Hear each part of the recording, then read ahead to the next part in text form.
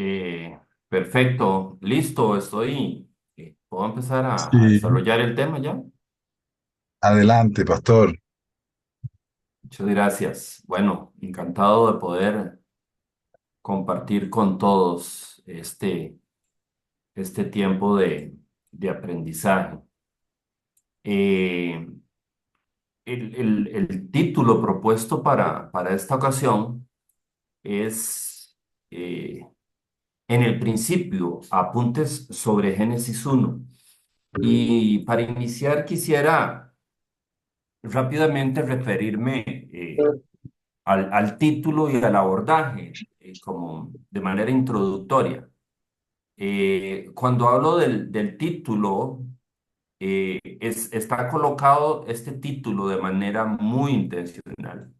Básicamente se propone apuntes, porque la palabra apuntes nos remite de una manera u otra a algo que está inconcluso, a algo que es preliminar, a algo que no es definitivo y que no es absoluto. Entonces, es el título, Apuntes sobre el libro del Génesis en el capítulo 1, surge de manera muy intencionada para compartir con ustedes la idea de lo que hago, de que lo que hago es una propuesta preliminar. Básicamente, lo que se trata de subrayar es la idea de que resultaría bastante, llamémosle, mm,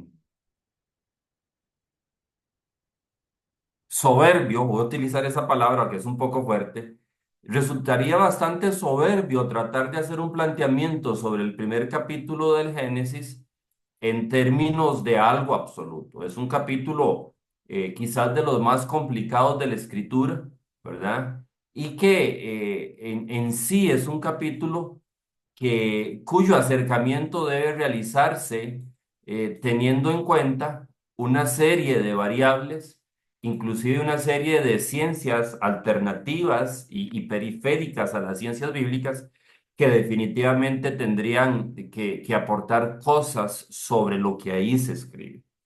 Entonces, el abordaje es principalmente subrayando este aspecto preliminar. Lo que quiero que se imaginen es que estamos tomando una libreta de apuntes, ¿verdad? Y empezamos ahí a escribir cosas de manera preliminar, sin pretender que lo que estoy planteando sea algo definitivo o absoluto. Implica también que seguramente al usted estudiar el tema y escuchar a otras personas y leer materiales de diferentes fuentes, etcétera, etcétera, encontrará abordajes alternativos al que yo voy a plantear.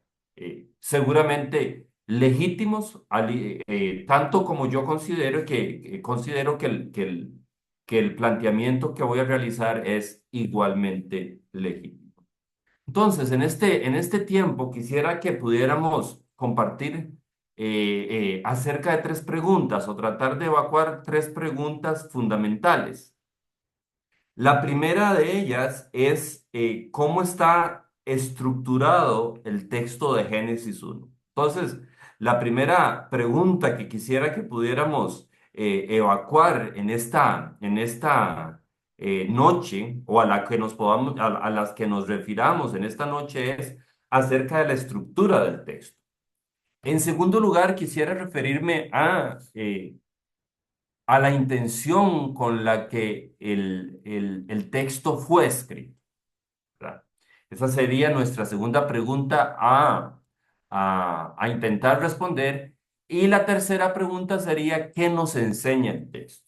¿Verdad? Esas son las tres preguntas sobre las que vamos a girar entonces en esta noche. ¿Cómo está estructurado el texto? ¿Con qué intención fue escrito? ¿Y qué nos enseña?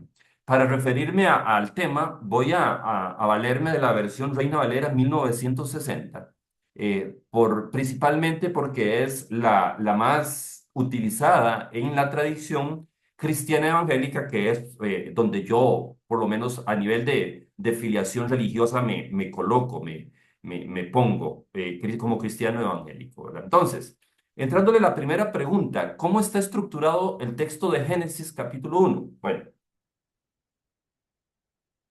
quisiera plantear que el texto de Génesis capítulo uno se puede dividir inicialmente en tres partes. La primera parte es una introducción que incluye el versículo uno y el versículo 2. Luego de esa introducción al capítulo uno del libro del Génesis, ¿verdad? Vienen lo que sería el cuerpo o el desarrollo de la temática o de la pieza literaria que abarca desde el versículo 3 hasta el versículo 31 de Génesis, ¿verdad? Y la propuesta es que la finalización o la conclusión de esta pieza literaria son los primeros tres versículos del capítulo 2. Algunos de ustedes sabrán y los que no lo sabían, pues lo aprenderán en este momento, que los capítulos y versículos no aparecían originalmente en el texto de la Biblia y que son una adición posterior, ¿verdad? Implica que la división de capítulos y versículos no es parte del texto inspirado y como estudiantes de la Biblia tenemos que tener la sensibilidad, ¿verdad? Y desarrollar un cierto pensamiento crítico para lograr discernir si la división que nos aparece en la Biblia, tal y como nosotros la tenemos hoy en día, ¿verdad? Es la más adecuada. En mi caso, claro está, por la estructura que estoy proponiendo, ¿verdad? Que desde mi punto de vista, la pieza literaria que está en el capítulo uno debe cerrar como unidad literaria en el versículo 3 del segundo capítulo. ¿Verdad? Significa que si yo hubiera dividido la Biblia, le hubiera puesto al capítulo uno 34 versículos y le hubiera puesto al capítulo 2 3 versículos menos. Pero bueno, tomando como esta estructura macra o macroestructura, podemos ir avanzando un poquito más sobre la estructura del texto. En la introducción, en la escritura, traducción Reina Valera, se nos plantea que el cosmos estaba, o la Tierra estaba en sí, desordenada y vacía, ¿verdad? Ahora, esta descripción de la Tierra original e inicial como desordenada y vacía es la que sirve para estructurar el desarrollo o el cuerpo de la pieza literaria, ¿verdad? Eh, todo lo que está desordenado, si alguien abre el micrófono y me dice, todo lo que está desordenado, ¿qué debe hacerse? Ordenarse. Correcto, Leonardo, correcto. ¿Y lo que está vacío, qué debe hacerse con lo que está vacío? llenarse, Llenarse, correcto, ¿verdad? Entonces la propuesta es que estos dos versículos de Génesis capítulo uno, versículo uno y versículo 2, ¿verdad? Es el preámbulo, es la antesala, ¿verdad? A, es la antesala literaria al desarrollo del texto. En los 6 días de la creación, que se extienden, como dije anteriormente, desde el versículo 3 hasta el versículo 31, el autor del primer capítulo de Génesis va a mostrarnos cómo Dios, en primer lugar, vamos a ver si tengo aquí no se ve el punterito, ¿se ve ahí la flechita? Sí. Sí, ¿Cómo? sí se ve. Sí, ok. Nos va a mostrar cómo en los primeros versículos, del versículo 3 al versículo 10, Dios se va a ocupar de llenar, perdón, de ordenar aquello que está desordenado. Y luego del versículo 11 al versículo 31, Dios se va a ocupar de llenar aquello que está vacío, ¿verdad? Entonces, voy recapitulando. Capítulo uno, versículos uno y 2, en la introducción se nos marca a manera de preámbulo literario la condición de la tierra inicial. Se describe como desordenada y vacía. Ahora, los siguientes versículos o lo que queda del capítulo 1, del versículo 3 al versículo 31, es literariamente es el desarrollo del poema de la creación, donde Dios se va a ocupar de dos cosas: de ordenar aquello que está desordenado, versículos 3 al 10, y de llenar aquello que está vacío, versículos 11 al 31. Ahora,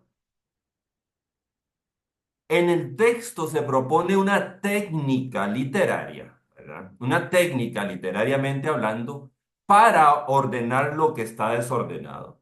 Y ese patrón, por decirlo así, o esa técnica literaria es de separar y nombrar, que hasta el día de hoy nosotros la utilizamos, ¿verdad? Por ejemplo, es bastante común que si nosotros tenemos un congelador con carnes, que separemos las carnes ahí y les pongamos algún rótulo, alguna rotulación a la comida, ¿verdad? Esto es cerdo, esto es res, esto es pollo, ¿verdad? Separamos y nombramos. También si tenemos una bodega en la casa, ¿verdad? Si tenemos una bodega en la casa, es bastante común que separemos y nombremos, ¿verdad? Tenemos los tornillos por un lado, las tuercas por otro lado, los clavos por otro lado y los rotulamos. Bueno, esa es la técnica propuesta en Génesis capítulo 1. Dios separa y nombra, ¿verdad? ¿Vamos claros hasta aquí? ¿Sí? Ok, listísimo. Digamos que Nati es representativa del grupo. Bueno, Sandra también me puso un dedito ahí arriba, ¿verdad? Entonces, vamos a leer el texto teniendo en mente y usando el código de colores, ¿verdad? Y teniendo en mente esta estructura propuesta, ¿verdad? Versículo 1: en el principio creó Dios los cielos y la tierra estaba, lo que es señalado, desordenada y vacía, ¿verdad? Y las tinieblas estaban sobre la faz del abismo y el Espíritu de Dios se movía sobre la faz de las aguas. Ahora, versículos 3 al 10 toca ordenar lo que está desordenado, bajo la técnica de separar y llamar o nombrar, como lo haríamos en el refrigerador o en la bodega. Y dijo Dios, sea la luz, y fue la luz, y dio Dios que la luz era buena. Y, noten el énfasis, separó Dios la luz de las tinieblas y, otra vez el énfasis, separar y nombrar, llamó Dios a la luz día y a las tinieblas llamó noche. Y fue la tarde y la mañana un día. Versículo 6. Luego dijo Dios, hay expansión en medio de las aguas y, otra vez la técnica, separó las aguas de las aguas e hizo Dios la expansión y separó las aguas que estaban debajo de la expansión de las aguas que estaban sobre la expansión. Y fue así. Y llamó Dios a la expansión cielos, y fue la tarde y la mañana el día segundo. Verso 9. Dijo también Dios, júntense en las aguas. Es otra forma, es lo contrario de separar, pero ahora estoy agrupando, el concepto es lo mismo. Júntense en las aguas que están debajo de los cielos en un lugar y descúbranse en lo seco, y fue así. Y llamó Dios a lo seco tierra, y a la reunión de las aguas llamó mares, y vio Dios que era bueno. ¿Notamos el énfasis y la lógica de separar y nombrar? ¿Sí?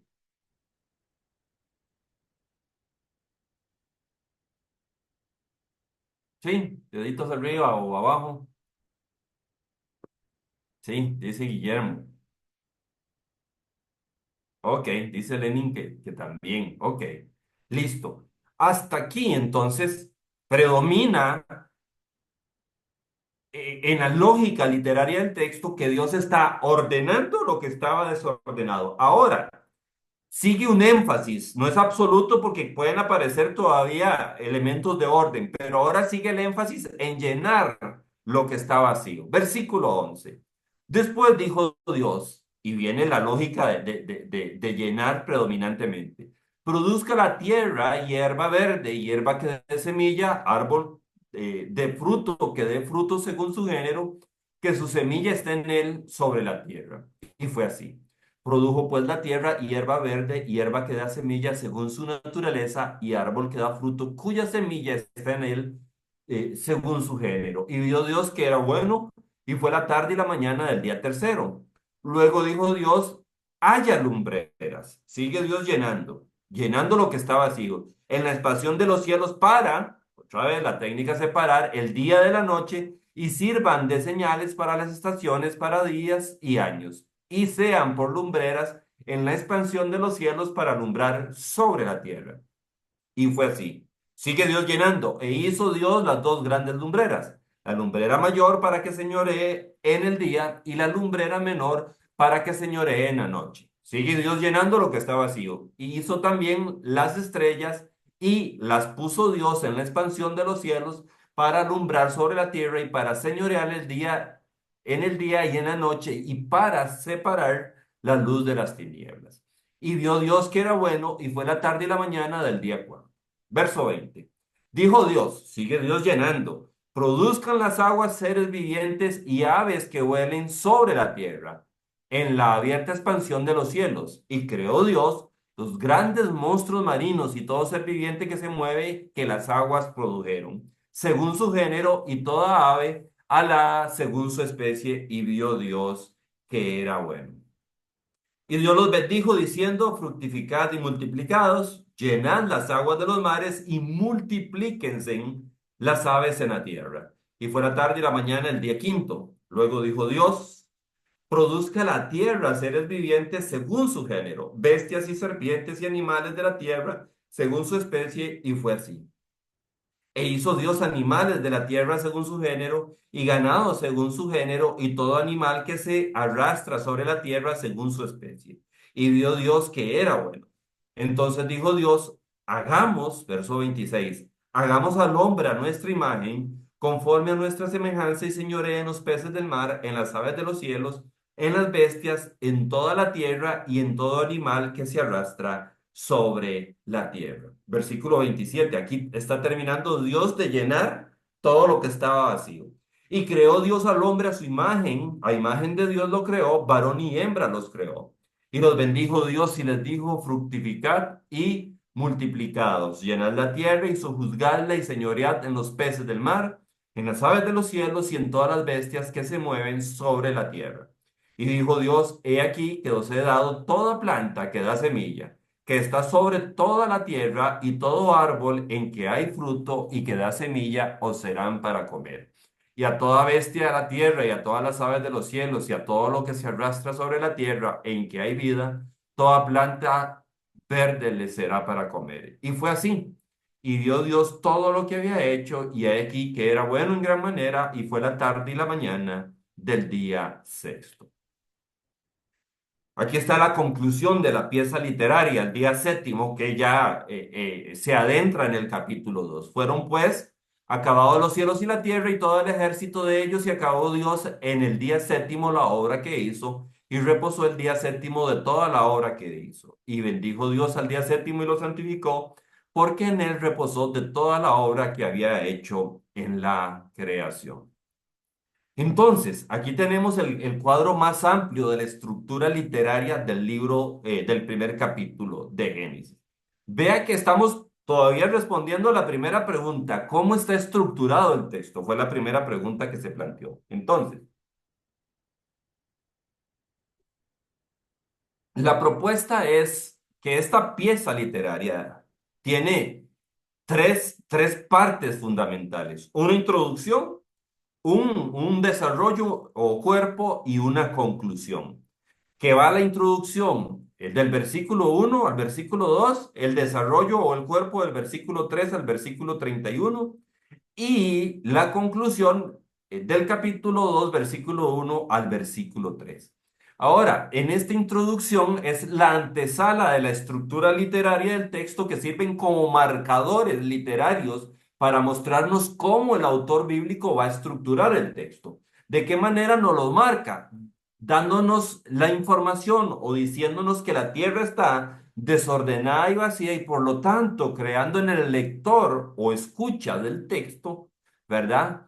La necesidad, creando en el lector del texto la necesidad de que aquello que está desordenado sea ordenado, y de que aquello que está vacío se llene, ¿verdad? Entonces, en el cuerpo del texto responde, es una respuesta a a estas dos características de la tierra primitiva que se nos da en la introducción, ¿verdad? El hecho de que haya estado desordenada y vacía. Entonces, en los versículos 3 al 10 del capítulo 1 predomina la idea de ordenar lo que está desordenado, utilizando la técnica de separar y nombrar, de separar cosas y ponerle nombre, ¿verdad? Así, siguiendo esa técnica, en el día uno se separa la luz de la oscuridad, en el día 2 se separa el cielo del mar y en el día 3 se separa el mar de la tierra.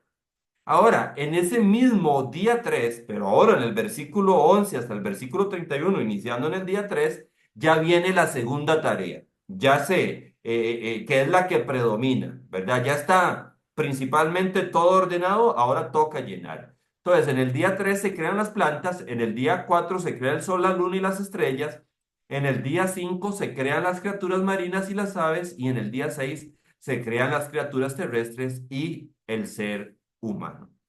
Esta sería la estructura del texto y obviamente los primeros tres versículos del capítulo 2 con el séptimo día o el día de reposo o de descanso se cierra la pieza literaria para transmitir la idea de que Dios descansó y completar la semana de 7 días.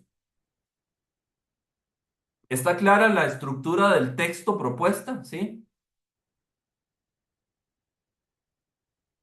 Ok, Marisol dice que sí, Lenín dice que sí, Guillermo dice que sí, José Luis dice que sí. Creo que es representativo, ¿verdad? Ok, ahora, existe una simetría en el texto. Seguimos con la estructura. Existe una simetría en el texto, ¿verdad? Eh, no exacta, pero lo suficientemente eh, palpable para poder nombrarla. En general, lo que se crea en el día 4 llena lo que se ordenó en el día uno o lo que se separó en el día uno. Vamos a ver, voy a empezar la explicación de la lámina otra vez.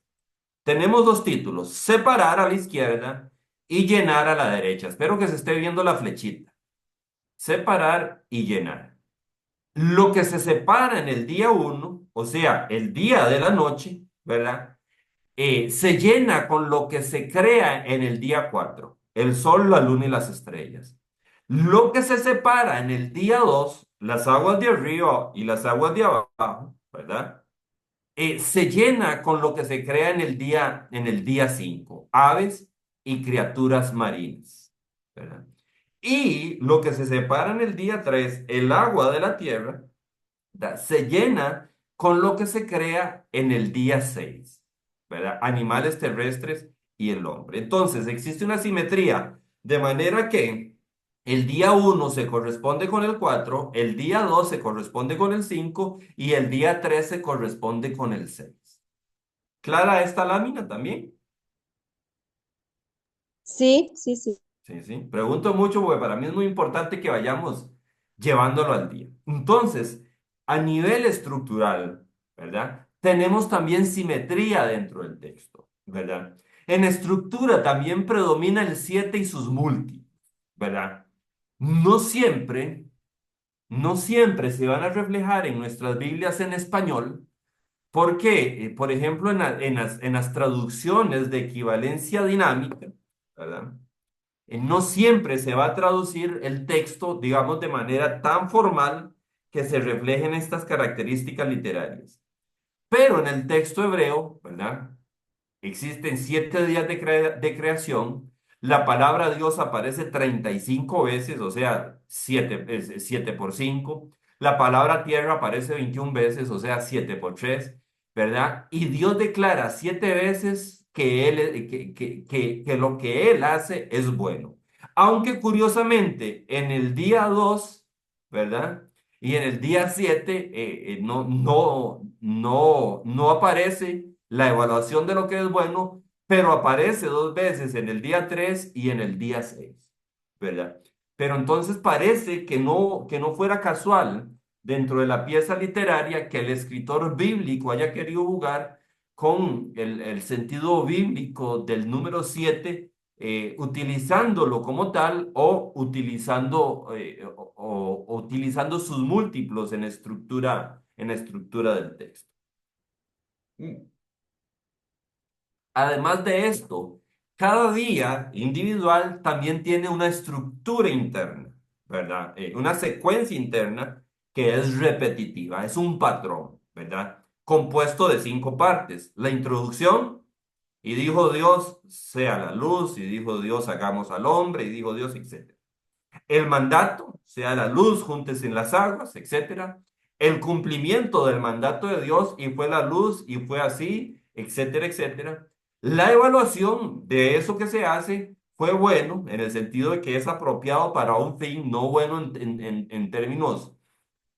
en términos éticos, sino funcionales, y la conclusión, ¿verdad? Fue la tarde y la mañana, el día uno, el día 2 y el día 3. Entonces, aparte de las características estructurales que hemos visto anteriormente, ¿verdad? La técnica de ordenar lo desordenado y llenar lo vacío, aparte de la simetría entre los días y de los múltiplos de 7 que aparecen en el texto, también cada día en sí mismo, comunidad, tiene una estructura que sigue un patrón, digamos que es fácilmente observable, ¿verdad? Ahora, hasta aquí lo que es la parte estructural de Génesis 1. Pasamos entonces ahora a responder lo que sería la segunda pregunta que nos hemos planteado para esta noche, ¿verdad? Y es, ¿con qué intención fue escrito el texto? ¿O con qué intención fue escrito este poema? ¿Verdad? Entonces, vamos a ver. Antes de entrarle, creo que uno de los principales errores que se comete desde mi punto de vista a la hora de leer Génesis capítulo 1, ¿verdad? Es leerlo como un tratado anti-evolutivo, ¿verdad? Anti-evolución, ¿verdad? Y básicamente propongo que es un error, o que sería un error, porque se estaría cometiendo un anacronismo, ¿verdad? Un anacronismo. ¿Qué es un anacronismo? Algo que está fuera de lugar o fuera de tiempo, ¿verdad? El capítulo uno del libro del Génesis se escribió varios miles de años antes, seguramente, ¿verdad? De la teoría de la evolución. ¿Estamos de acuerdo? ¿Verdad? La teoría de la evolución, no sé cuánto tiene, quizás unos 200, 150 años, y el libro del Génesis se escribió hace varios miles de años, ¿verdad? Quizás 3000 años por ahí. Entonces, es lógicamente imposible que el escritor de Génesis capítulo uno lo haya escrito teniendo en su consciente o en su mente, en su consciente, lo que es cualquier concepto de evolución posible. Porque el concepto de evolución es más moderno, es nuevo. Ojo, y vengo a aclarar, ¿verdad? Antes de que, como diríamos en Costa Rica, me llueva ahora al final de la presentación, ¿verdad? No estoy diciendo que Génesis capítulo uno no tenga, no tenga puntos que sean tangenciales con el concepto de evolución, no tengan puntos que sean controversiales o que sean pertinentes para la teoría de la evolución, ni estoy diciendo que la teoría de la evolución tenga ideas que no sean controversiales para la interpretación de Génesis 1. Lo único que estoy afirmando es que es lógicamente imposible que el autor de Génesis capítulo uno escriba el texto pensando en la idea de evolución cuando esta idea es totalmente posterior por miles de años. Eso sería un error de anacronismo, ¿verdad? Entonces, pensando principalmente en en que la intención del texto es no ser un tratado antievolutivo, planteo desde la sociología que está en el texto, perdón, Guillermo, si cometo ahí un desfaz, no soy sociólogo, Guillermo sí lo es, ¿verdad? Pero básicamente el planteamiento de la razón o de la intención de la escritura del texto sigue esta lógica, ¿verdad? Que es un error considerar Génesis 1 como un tratado antievolutivo, ¿verdad? Y que l- el elemento que mayor nos puede dar información o que nos puede dar mejor información para entender la intención del texto es la sociología del texto, ¿verdad? Así, propongo que el pueblo de Israel, durante toda su vida nacional en el Antiguo Testamento, siempre estuvo rodeado de pueblos paganos, ¿verdad? Inicialmente por allá en Egipto, ¿verdad? Usted conoce la historia con Faraón. Luego salen de Egipto y entran a la tierra de Canaán, paganismo puro también, ¿verdad? Luego son invadidos, ¿verdad? Por Asiria, más paganismo. Y luego más tarde el reino del sur es invadido por Babilonia, más paganismo, y más adelante aparece el imperio Persia, más paganismo, y si queremos extenderlo viene el imperio romano, etcétera, etcétera. Israel siempre estuvo rodeado de culturas paganas. Entonces, mi propuesta es que lo que mejor explica la razón del por qué se escribe el capítulo 1 del del Génesis se halla en la realidad de que Israel vivió siempre rodeado de pueblos paganos. Ahora, pego un salto o doy un salto, ¿verdad? Y me voy al libro de Deuteronomio. En el capítulo 4 versículo 15 en adelante se dan una serie de prohibiciones al pueblo de Israel. Ahora, tengamos en mente la lámina anterior. Israel siempre rodeada de paganismo. Entonces, leo del capítulo 4 versículo 15 en adelante del libro de Deuteronomio. Por favor, vea lo que está en verde y asócielo con la creación de Dios en Génesis 1 mentalmente, por favor. Dice, versículo 15, capítulo 4 de Deuteronomio, prohibición de la idolatría para Israel. Guardad pues mucho vuestras almas, pues ninguna figura visteis el día que Jehová habló con vosotros en medio del fuego. Versículo 16 para que no os corrompáis y hagáis para vosotros escultura, imagen de figura alguna, efigie de varón o hembra. Ojo, asociando con Génesis 1. Verso 17, figura de animal alguno que está en la tierra, figura de ave alguna alada que vuele por el aire, figura de ningún animal que se arrastre sobre la tierra, figura de pez alguno que haya en el agua debajo de la tierra.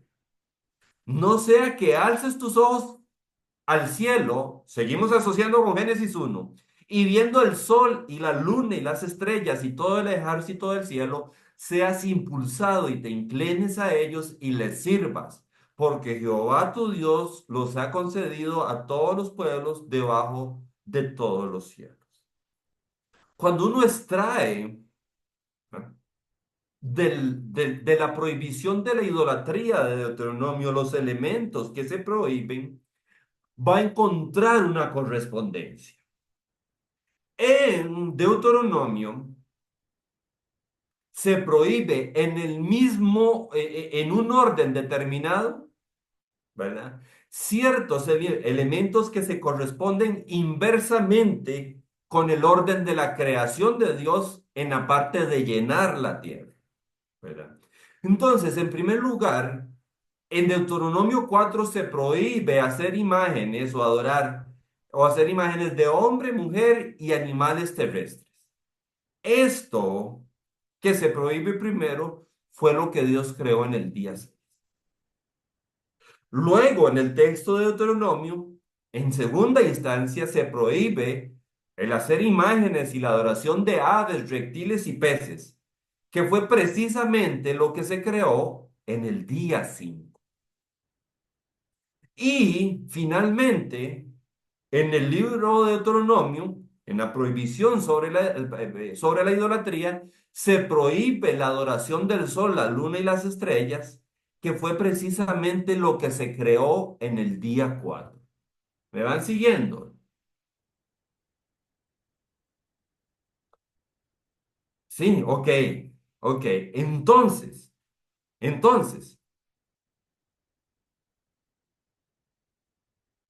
la propuesta es que la narración de Génesis 1, ¿verdad? Es una prosa, en términos literarios, es una prosa exaltada para uso litúrgico principalmente, cuyo contenido, vea que estoy hablando de género, contenido e intención, cuyo contenido es una cosmogonía, o sea, un relato del origen del universo, pero cuya intención es anti-idolátrica o anti-idolatría.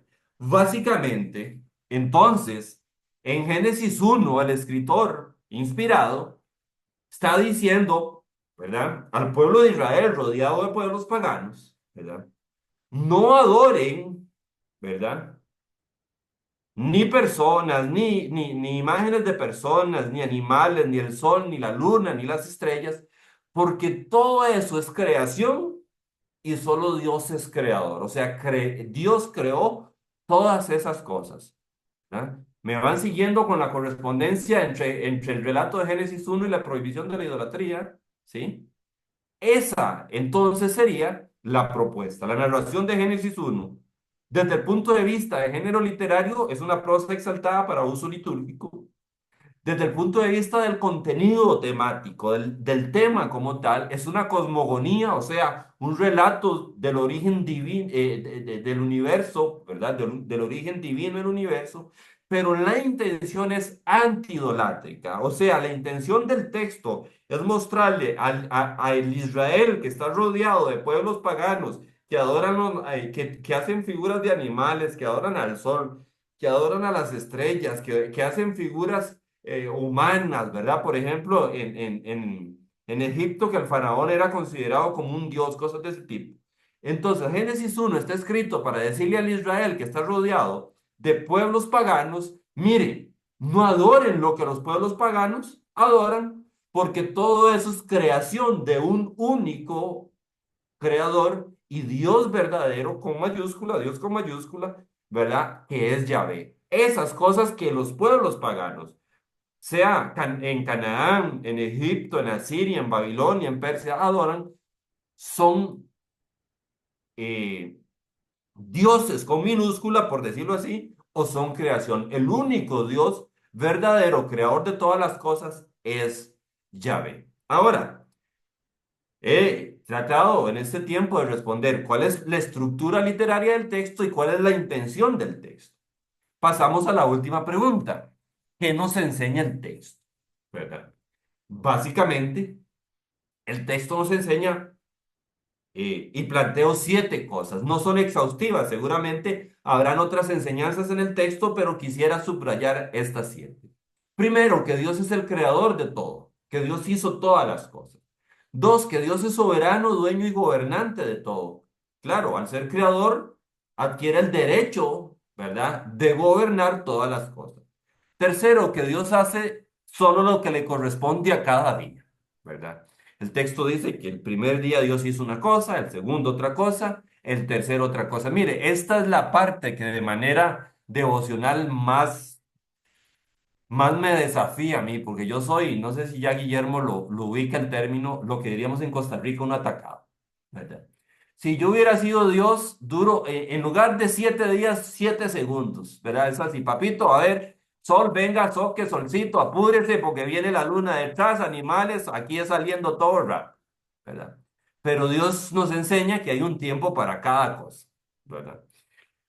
Punto número 4, todo responde a un momento y a un llamado de Dios, la creación entera, ¿verdad? Responde a la voz de Dios. 5, todo lo que Dios hace es bueno. 6, el ser humano es la corona de la creación de Dios, en el sentido de que no solo es creado como culminación de la obra creadora de Dios, sino que es el que recibe el, el, el, el mandato o la tarea de mayordomía del resto de la creación. Y número 7 nos enseña que solo se debe adorar a Dios porque las cosas que adoran los otros pueblos paganos, ¿verdad? Son creación, no son creadores. Son comillas, dioses con minúscula, porque solo hay un Dios verdadero con mayúscula, que es Yahvé. Finalmente, ¿verdad? La diferencia entre Génesis uno con otras cosmogonías, y esto no es finalmente, la final es la que viene después de esta. Creo que me adelanté, ¿verdad? Bueno, todos, no sé si todos sabemos, existen otros relatos del origen del universo en algunas otras culturas, pero inclusive que tienen algunas coincidencias literarias, gramaticales, etcétera, con el relato de Génesis, pero hay diferencias que son bien marcadas, ¿verdad? El relato del Génesis es un relato monoteísta, ¿verdad? Mientras que en otras culturas generalmente los relatos son politeístas, ¿verdad?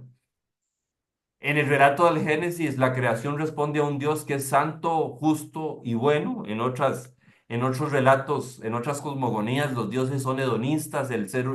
La creación surge, ¿verdad? Por problemas entre dioses, competencias entre ellos, etcétera, etcétera.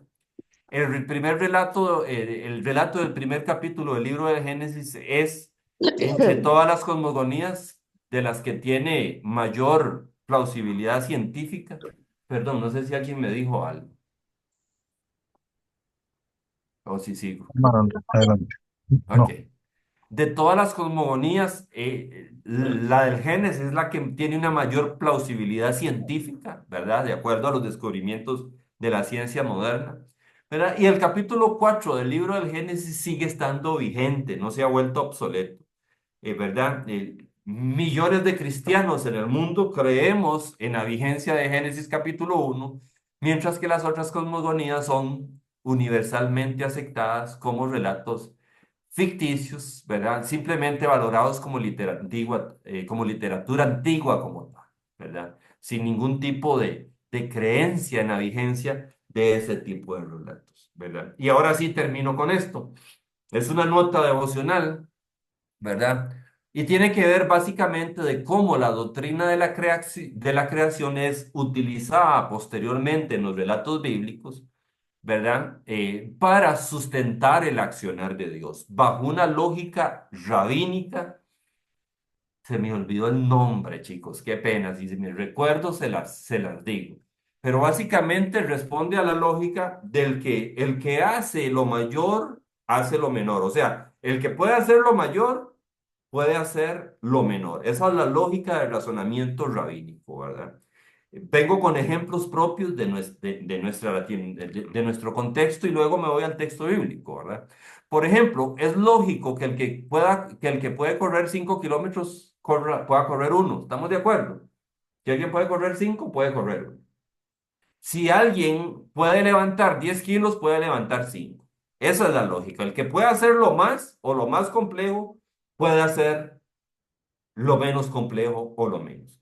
Entonces, el relato o la doctrina de la creación es utilizada en el resto del libro perdón, en el resto de la escritura, bajo esa lógica del razonamiento rabino de que el que puede hacerlo más, puede hacerlo menos. Y aquí pongo dos ejemplos, creo. Isaías capítulo 43, verso 1, en la parte B.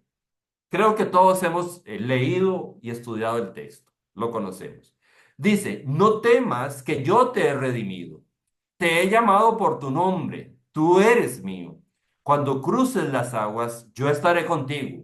Cuando cruces los ríos, no te cubrirán sus aguas. Cuando camines por el fuego, no te quemarás ni te abrazarán las llamas. Conocemos el texto, ¿verdad? Pero pocas veces lo relacionamos con el fundamento teológico, que es el que le antecede. Y aquí me permito leer ya no solo la parte B del versículo 1 y más el versículo 2, sino la parte A del versículo 1, que es cómo la doctrina de la creación sirve como fundamento sobre la cual otros accionarios de Dios son posibles bajo la lógica de que el que puede hacerlo más puede hacerlo menos. Entonces, leo todo el texto, versículo 1 y versículo 2 de Isaías 43. Dice, pero ahora, así dice el Señor, ojo la doctrina de la creación, el que te creó, Jacob, el que te formó, Israel. O sea, que lo más difícil que es crear y formar a alguien, ¿verdad? Que como Dios hace lo más difícil que es crear y formar algo, tiene la capacidad de hacer lo que es en principio más fácil. Ahora sí, aquel que te creó y aquel que te formó nos dice, no temas que yo te he redimido. Te he llamado por tu nombre, tú eres mío. Cuando cruces las aguas, yo estaré contigo. Cuando cruces los ríos, no te cubrirán sus aguas. Y cuando camines por el fuego, no te quemarás, ni te abrazarán las llamas. Resumido, ¿verdad? El que hizo lo más difícil, que fue crearnos, tiene la capacidad de protegernos. Esa es la lógica. El que puede hacerlo más, puede hacerlo menos. Siempre en estos textos, ese lo más que Dios hace es el fundamento, está fundamentado en la doctrina de la creación y luego viene lo que sería lo menos, que es la promesa de Dios para nosotros fundamentado en que Él nos creó. Esto sucede también en Isaías 40:29. Leo versículos 29, 30 y 31. También estamos seguramente familiarizados con el texto. El que fortalece al cansado, ¿verdad? Perdón, voy con tilde. Él fortalece al cansado y acrecienta las fuerzas del débil. Aún los jóvenes se cansan, se fatigan y los muchachos tropiezan y caen, pero los que confían en el Señor renovarán sus fuerzas, volarán como las águilas, correrán y no se fatigarán, caminarán y no se cansarán. Un texto ampliamente conocido por nosotros, pero esta promesa de Dios se fundamenta en el hecho de la creación. Y leo ahora no solo el versículo, a partir del versículo 29 sino desde el versículo 28. A manera de pregunta, ¿acaso no lo sabes? ¿Acaso no te has enterado? El Señor es el Dios eterno. Ojo la doctrina de la creación, creador de los confines de la tierra. Como Él es el creador de los confines de la tierra, Él no se cansa ni se fatiga y su inteligencia es insondable. Ahora, el que puede hacerlo más, puede hacerlo menos. Como Él es el creador de todas las cosas, no se cansa ni se fatiga y es inteligente en grado sumo, entonces ahora ese Dios es el que fortalece al cansado, el que acrecienta las fuerzas del débil. Aún los jóvenes se cansan, se fatigan y los muchachos tropiezan y caen, pero los que confían en ese Señor creador renovarán sus fuerzas, volarán como las águilas, correrán y no se fatigarán, caminarán y no se cansarán. Y entonces así es utilizada la doctrina de la creación para fundamentar posteriormente muchas de las promesas de Dios. Y hasta aquí. ¿Cómo anduve? 48 minutos. Creo que me porté mal y hice 8 minutos extra. Está bien, hermano, no hay problema. Está bien. Eh, los profesores de Prometa han sido así como bien juiciosos con el cronómetro. Yo fui el único mal portado. No, no, no, no, no. Que, que todos están muy pendientes del... No hay problema, no hay problema. Bueno, eh, estuvimos con el hermano, el pastor Fabio Quiroz. Muy interesante el tema que trata. Vamos a la sección de preguntas y respuestas. Eh, por favor, les pedimos que anoten allí en el chat, se animen a escribir sus preguntas, sus comentarios. Espero que hayan estado anotando y ya volvemos con la sección de preguntas y respuestas. Estoy seguro que el pastor Fabio va a responder a sus preguntas. Yo no estoy tan seguro, pero me parece suficiente con que ustedes estén seguros. Ya volvemos. Vamos a una pausa musical mientras escriben sus preguntas en el chat. Anímense a escribir sus preguntas en el chat. Perdón, Lenin, voy por un poquito de agua, ya ven. Perfecto, hermano, está bien. Excelente.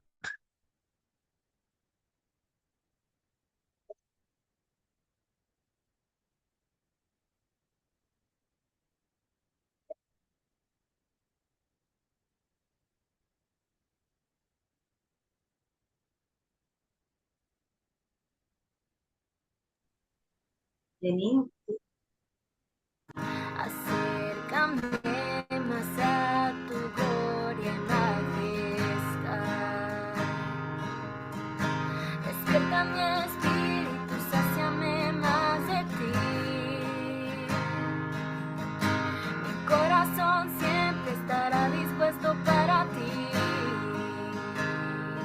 Llévame al lugar secreto donde estás. Llévame al lugar secreto donde estás. Nada apagará mi fuego, mis ganas de adorarte. Mi anhelo es postrarme ante ti por siempre. Viviré apasionado de tu gloria enamorado. Mi anhelo es postrarme ante ti por siempre.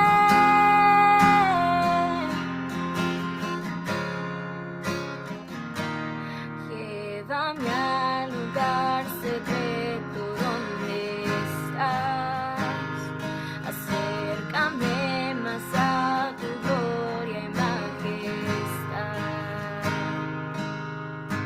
Despierta mi espíritu, sáciame más de ti. Mi corazón siempre estará dispuesto para ti.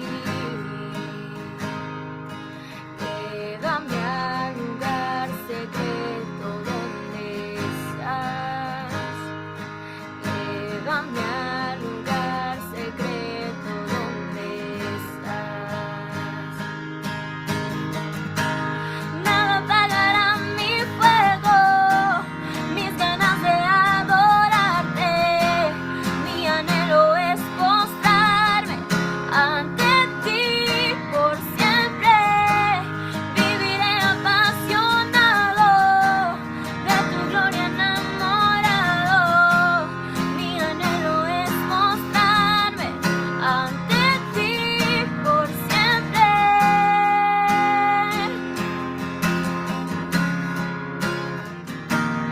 Apasionado, busco tu rostro, nada podrá detenerme. Apasionado, busco tu rostro, nada podrá detenerme. Apasionado, busco tu rostro, nada podrá detenerme. Apasionado, busco tu rostro, nada podrá detenerme. Nada apagará mi fuego, mis ganas de adorarte. Mi anhelo es postrarme ante ti por siempre. Viviré apasionado de tu gloria enamorado.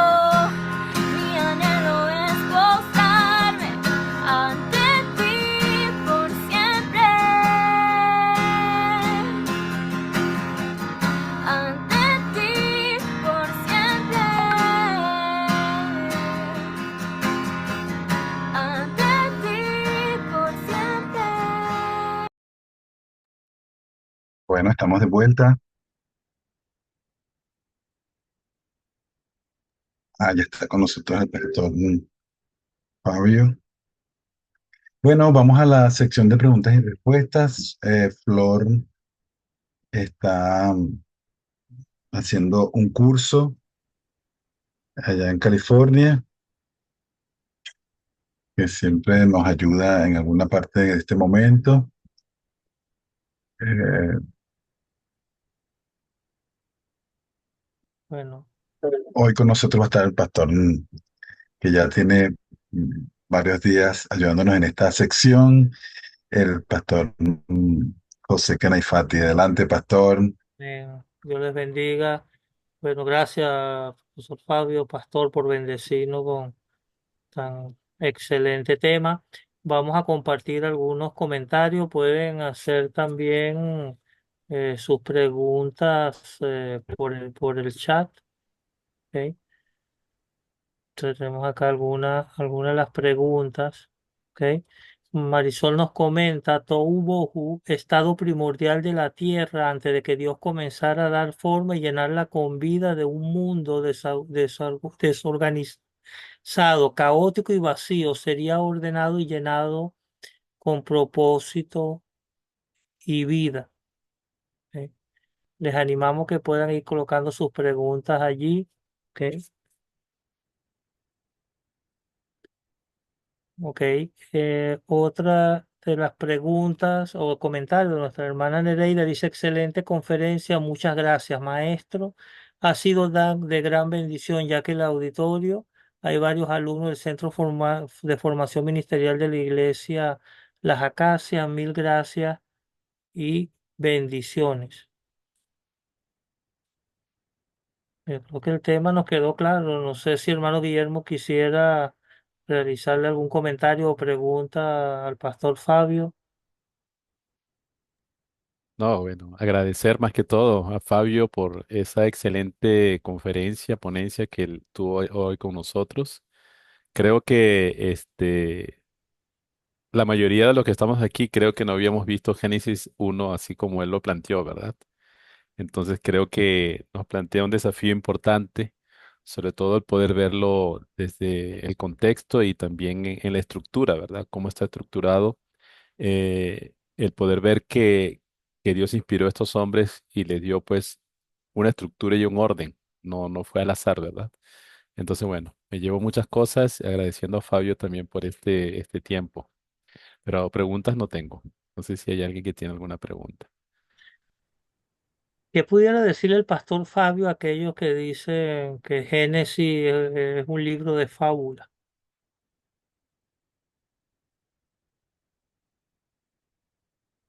Bueno, básicamente es que no conocen el género literario del libro del Génesis, ¿verdad? Y la forma en que se escribía la historia antigua, ¿verdad? Seguramente estarían cometiendo un error de anacronismo en el sentido de pretender que la historia antigua sea escrita como la historia actual. No sé si me permiten compartir una diapositiva que podría ilustrar algo de esto. Y adelante, pastor. Ok, vamos a ver si la tengo por aquí a mano. Y si se puede compartir. Mm.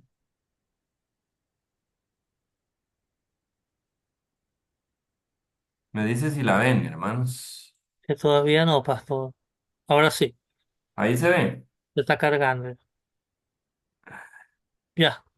Dice Ahora sí historia se. antigua, historia moderna. Sí, correcto. Miren, la historia antigua es más como un dibujo. La historia moderna es más como una fotografía de alta resolución. ¿Verdad? En la historiografía moderna es de suma importancia, ¿verdad? Los detalles, afinar los detalles hasta que haya una representación casi nítida de lo que se está describiendo. En la historiografía antigua, ¿verdad? Eh, los detalles cobran menos relevancia, de manera que la historia antigua es narrada de manera que pueda ser suficientemente percibido lo que se narra, pero no necesariamente todos los detalles eh, se citan con extrema exactitud. Por eso la imagen que tienen en pantalla, ¿verdad? Que todos pudiéramos reconocer en la imagen de la izquierda que esa es la Torre Eiffel, así, así, ¿verdad? Pero eh, si bien es cierto, es una representación suficientemente re- suficientemente fidedigna que permite identificarla, ¿verdad? Quizás hay detalles que no son exactos porque así se escribía la historiografía antigua, ¿verdad? También básicamente porque la historiografía antigua funciona en términos más sociolingüísticos que en términos más técnicos, ¿verdad? Y la sociolingüística, perdón otra vez, si estoy cometiendo una barrazada, Guillermo, funciona diferente que los términos técnicos, ¿verdad? Por ejemplo, si algunos de nosotros, voy a dejar de compartir la imagen, si alguno de nosotros va al estadio a ver un partido de algún deporte, de fútbol, y alguien nos pregunta cuando llegamos a la casa, eh, ¿cuántas personas habrían? José podría decir que habían unas 9.000 personas. Yo puedo decir que habían unos 8.000 y Guillermo podría decir que hay unos 10.000, ¿verdad? Y los tres estamos dando datos verídicos y fidedignos, pero no exactos.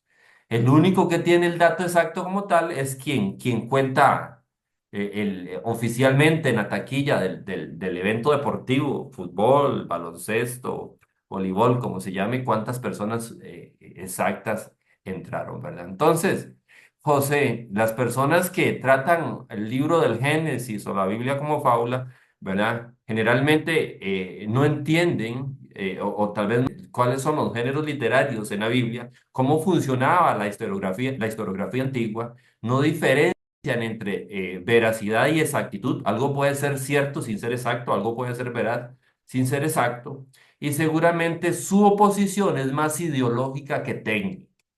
O sea, es más un rechazo de la fe y de la Biblia como libro, ¿verdad? Que una evaluación eh, técnica real de la escritura que les permita arribar a esas conclusiones. No sé si me estoy explicando. Sí, perfecto, pastor, profe, excelente, magistral, magistral. Y la imagen, pues, es muy, muy ilustrativa. Bueno, queremos agradecerle, pastor, que nos haya bendecido en este tiempo. Creo que quedó súper clara eh, allí. Por acá quiero saludar a mi hermano Ricardo Díaz. Me comentaba por el chat, que me escribía por WhatsApp mientras usted hacía la conferencia. Me decía, bueno, que aprendió muchísimos detalles. Así que damos gracias al Señor por tan hermosa enseñanza. Adelante, mi hermana Nati. Eh, Nos queda resaltar antes de orar para despedirnos, bueno, agradecer al pastor Fabio por su tiempo, por su disposición, por bendecirnos, por acompañarnos, enfatizar la invitación que nos hace Prometa. Guillermo nos acaba de colgar en el chat el webinar Neurociencia en el lenguaje y las cosas que creemos. Allí está el link. Ellos hacen, creo que mensual, eh, hacen un webinar y la vez pasada, la clase antepasada, nos invitaron y nos pasaron el link y el flyer. Ahí lo tienen en pantalla, en el chat, perdón, y tienen también el link. Por favor, cópienlo, llévenselo y están cordialmente invitados.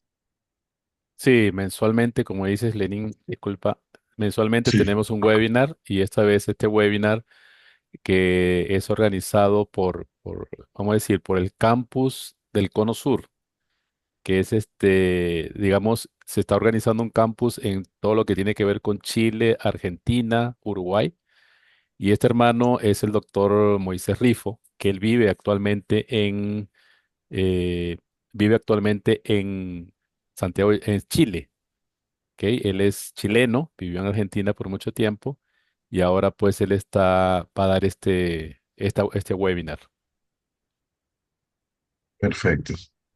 Bueno, ahí ya mismo, para que no se nos olvide, ya lo vamos a colgar en el WhatsApp del grupo y para que esté a disposición quien quiera participar Gracias por la invitación, Guillermo. Bueno, vamos a pedirle a la hermana Enereida que nos acompañe para orar y despedir. ¿Será que todavía está o se desconectó de momento la hermana Nereida? No, creo que Nereida se desconectó. No Ah, sé si bueno. puede ser Marisol. Amén. Padre Celestial, te damos infinitas gracias por tu presencia.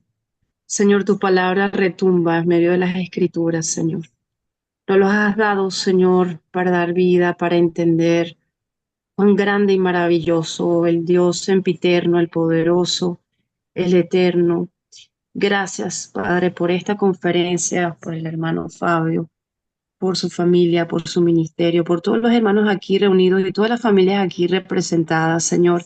Tú has estado en medio de esta conferencia, Señor, que nos has dado vida y es a través de esta palabra que queremos seguir creciendo, transformando, ser, Señor, testimonio para las demás personas, Señor, y que tu palabra siga creciendo, Señor, y siga purificando, transformando y limpiando todo entorno y todo lugar. Gracias, Señor, por perfeccionarnos por medio de tus hijos, por medio de tus instrumentos, Señor. Y te pedimos que en esta noche, Señor, pues nos traigas este refrigerio y podamos meditar en todo lo que hemos pensado, Señor. Tu palabra es florecerá y crecerá, Señor, y nunca se marchitará y es eterna. En el nombre de Jesús te damos gracias y bendice a cada persona que tenga un sueño reparador. En el nombre de Jesús, amén y amén. Amén. Bueno, mi hermano, les bendecimos, les abrazamos, saluden al pastor Fabio y bueno, quedan invitados para la semana entrante con otro conferencista. Bendiciones a todos, saluden a